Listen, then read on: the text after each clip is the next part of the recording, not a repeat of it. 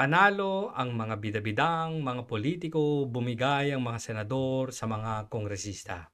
Bakit kaya? Aalamin natin 'yan.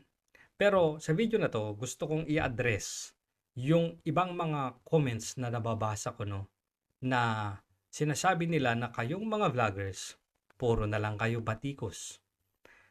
Puro na lang kayo nagki-criticize sa mga programa ng gobyerno, sa mga politiko na ayaw ninyo.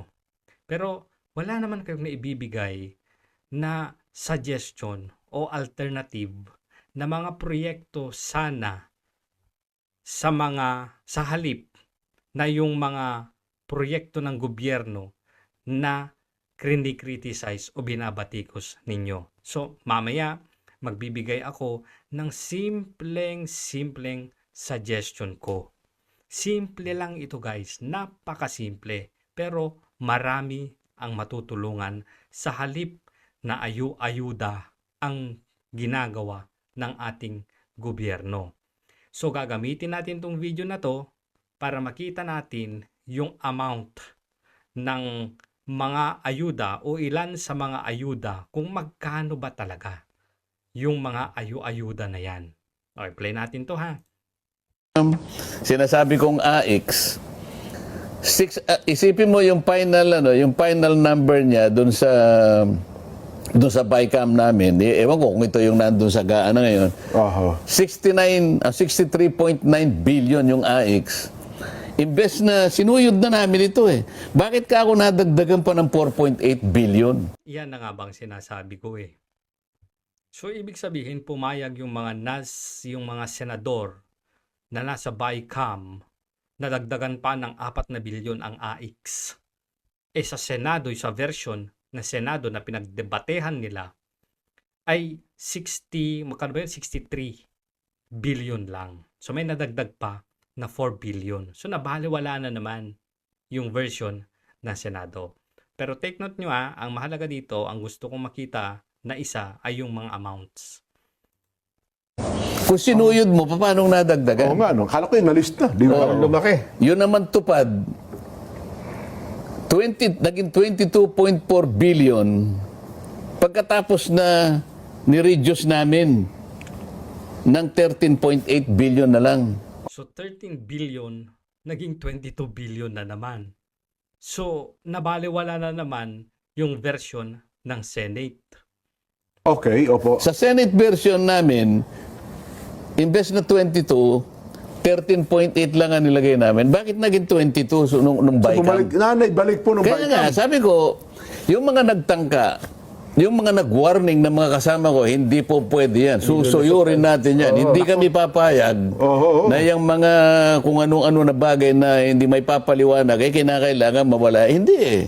So, ang gusto ko lang mapapansin sa inyo dito ay bilyon-bilyon ang pondo sa ayuda. Doon na lamang sa AX, which is nasa roughly 67 billion, at sa tupad ay nasa roughly around 22 billion pesos. So dito natin ipapasok yung napakasimpleng suggestions. Kung dito bilyones ang pag-uusapan, yung suggestion ko, milyon lang. Ganito yon. Yung isang LGU, bigyan mo ng 10 million pesos. Ano ba yung proyekto na maaaring makatulong sa nakakarami na hindi lang one time na ibibigay ng gobyerno? Yung 10 million na ibibigay sa isang LGU, kung yung isang tricycle, hindi naman high-end na tricycle, na pwedeng pampasada, di ba? Sabihin natin na yung isang tricycle with sidecar ay nagkakahalaga ng 100,000 pesos. Hindi naman kailangan yung sobrang mahal, di ba? Pwede na yun, 100,000 pesos na tricycle, pamasada. Yung simpleng-simple lang ba? Yung LGU bibili ng 100 piraso na ganon doon sa 10 million na ibibigay ng national government. So yung 100,000 bawat unit, mag-calculator na lang kayo, magka-calculator ako dito. multiply mo yan ng 100, 10 million pesos yun. Okay? 100 yon na tricycle, 100 yon na pamilya. Ang swerte naman, Gosep. Etong mga bibigyan ay yung mga deserving lang talaga. Yung tinutulungan ng tupad na yan, na willing at gusto na gamitin yung tricycle na yan na ipamasada para kumita. Ngayon, eto ang catch. Yung mga negosyante na may mga tricycle, nagba-boundary yung driver nila, di ba? Huwag na nating masyadong lakihan. Sabihin natin na yung bawat tricycle ay magba-boundary sa LGU ng 150 pesos bawat araw. So 150 pesos bawat tricycle, i-multiply natin ngayon yan ng 100 bawat araw. So may 15,000 bawat araw ang boundary na makukolekta ng LGU. Sabihin natin na yung namamasada sila ng 30 days. So yung isang buwan, walang lampas yan, 30 days. Bawat buwan, merong 450,000 na boundary na makukolekta ng LGU. Ngayon, yung puhunan na 10 million pesos, i-divide natin ngayon yan ng 450,000. Lalabas dyan na mababawi ng LGU yung inilabas na 10 million pesos sa 100 na unit ng tricycle sa loob ng 22 months. Sabihin na natin na 24 months, 2 years. Sabihin na lang natin na hindi sila araw-araw na mamamasada. Parang meron din silang rest day, kumbaga. Ngayon, naibalik na sa loob ng 2 taon, naibalik yung 10 million na pinuhunan ng gobyerno. Ito yung catch. Yung tricycle ngayon, sa beneficiary na. At yun ay may pagpapatuloy niya na gagamitin sa panghanap buhay. Ang maganda dyan, di ba sa kanya yan na yung tricycle, hindi na rin siya magbaboundary sa LGU. Walang lugi. Binigyan mo ng pangkabuhayan yung isang maralitang Pilipino. Isang pamilya yun eh. Di ba? Kasi kung tatay yung mamamasada, para yun sa buong pamilya. Tama? So, win-win situation. Bumalik pa yung 10 million na ililabas ngayon ng gobyerno. Ang maganda dyan, pwede na namang gamitin yung 10 million na yan na bumalik. Hindi naman po pwedeng tricycle na lang ulit kasi mafa-flood din ng tricycle yung lugar ninyo, di ba? So sa susunod, pwede na ang project mo na naman ulit ay ano? Isang motor, tapos merong cart na yung pwedeng magbenta-benta. Pwede silang magbenta ng choice nila. Fishball, calamares, binatog, sinaing na mais. Pwede rin silang magbenta ng kahit ano na pwedeng ilako sa kalsada. Kahit nga taho di ba? Para hindi na mahirapang maglakad yung nagtataho. Ganon din yung gagawin sa sa parang boundary. Na kanina yung tricycle 150 at yung yung tawag dito, yung dito naman sa mga food carts, pwede ka pang magbigay ng Gosip, ng puhunan.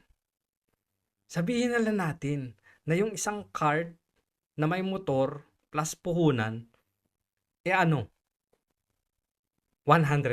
ulit. Ganon din yung beneficiary. Magbibigay din ng parang hulog niya araw-araw 150 pesos. Sa loob ulit ng 22 months, sabihin na natin 2 years, bigyan natin sila ng day off. At para hindi naman buong 2 years araw-araw naglalako sila. In 2 years, bumalik na naman yung 10 million mo. I mean, ng gobyerno. Tama? Tapos, yung cart na yon, yung food cart na yon, may motor, may cart, at nabigyan mo pa ng puhunan noon, after 2 years, ibigay mo na sa kanila na naman yun. So, hindi na sila magbibigay ng 150 pesos araw-araw, sa kanila na ulit yon. At sa mga susunod na taon, gaya ng tricycle, pwede na nilang gawing hanap buhay yon at yung kita ay sa kanila na. Paikot-ikot lang yun eh. Ni walang nawawalang pera. Sa susunod na taon, so ibig sabihin, kapag ka 4 years pala ang nakalipas, meron kang 200 na pamilya na binago mo ng buhay. Kumpara mo sa ayuda. Tupad, magkano yon? 6,000? Hindi ka naman pwedeng umulit 2-3 beses sa tupad. One time lang naman yun. Yung suggestion ko, pagkatapos ng 2 years, sa'yo na yung magagamit mo na na panghanap buhay. Di ba ang ganda nun? 10 million lang yung sample natin at naro-roll out yung puhunan na inilalabas ng gobyerno. So, ang initial lang talaga na kailangan mo ay yung unang-unang investment mo. Kasi every year, every 2 years, bumabalik yung puhunan na nilabas mo. Ganun sana dapat mag-isip ang mga politiko. Yung pang long term ba? Ito naman kasing ginagamit nila ng mga ayu-ayuda na yan, Mga ayu-ayuda na yan. Panakip butas lang. Sabihin natin na malaki nga yung inilabas mo para sa isang pamilya. Pero nabago mo yung buhay nila. Nabigyan mo sila ng pangkabuhayan. Diba? Ganun lang kasimple sana yung utak ng mga politiko. At hindi yung ang gusto lang nila ay magpabida-bida para matandaan ng mga tao na binigyan tayo ng tupad, binigyan tayo ng AX ni Politiko X. Sa susunod na halalan, iboboto na naman natin siya. Kasi baka sa susunod na naman, meron na naman tayong ayuda. Ganun kasi yung mindset ng mga walang hiyang politiko na yan. Gusto nyo ba yung suggestion ko? Hindi ba napakasimple? Napakamura pa. Napakaganda pa. Wala pang nawawalang pera. Pabalik-balik lang yung pera. Di ba?